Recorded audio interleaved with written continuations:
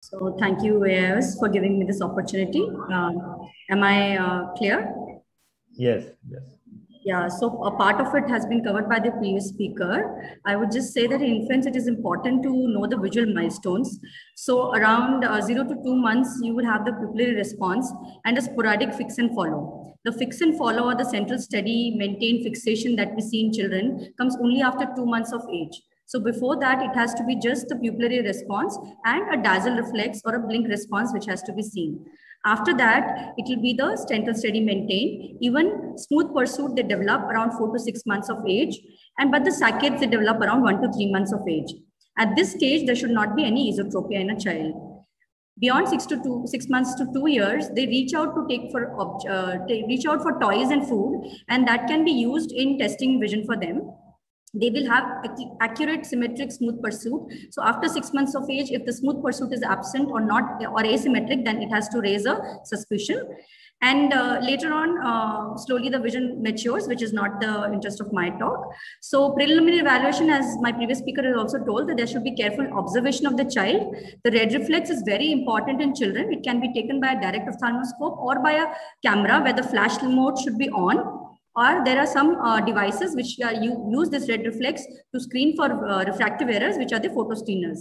So either of them can be used to judge the red reflex, and we can have an abnormal red reflex in the form of a dull reflex or a white reflex or an asymmetric or non-uniform red reflex, which can tell you about any pathology inside the eye.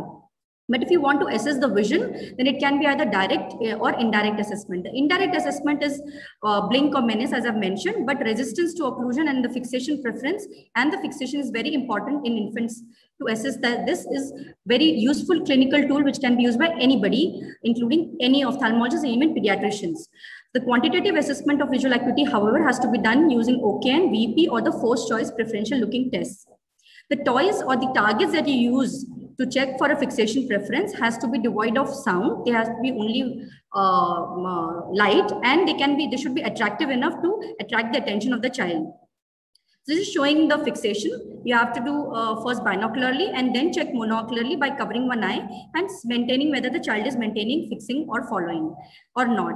This is a small video showing resistance to occlusion. As you can see, the child is binocularly fixing to the target. When you close the left eye, the child maintains fixation and is attracted towards the target and sees with the right eye. However, when the cover is shifted to the right eye, he tries to move the cover. So that shows that the left eye vision is not as good as the right eye, and he is having some amblyopia or some vision problem in that eye. So this resistance to occlusion is a very useful test. The other thing is central steady maintain. You need to ask them to follow the targets. Again, binocularly first and then monocularly. Often it is good to ask the mother to close the eye so that they can see. And you see the follow. If they do not follow, it could be very small children, as you see in this video, they may not follow. But if you close the light, sometimes they follow in darkness.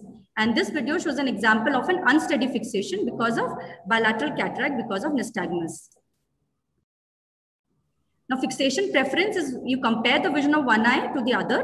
When you close one eye and you remove the cover, if one eye deviates and the other eye does not take a fixation, that means that eye which does not take a fixation remains in a deviation.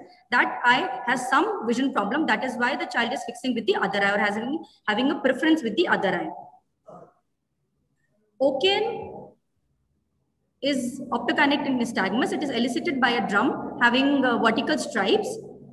And you can see a nystagmus that is elicited by this drum. This estimate of visual acuity is made by the thinnest stripe that elicits this response. This can be used to objectively assess the vision, and VP also in children can be used, in especially the flash sweep.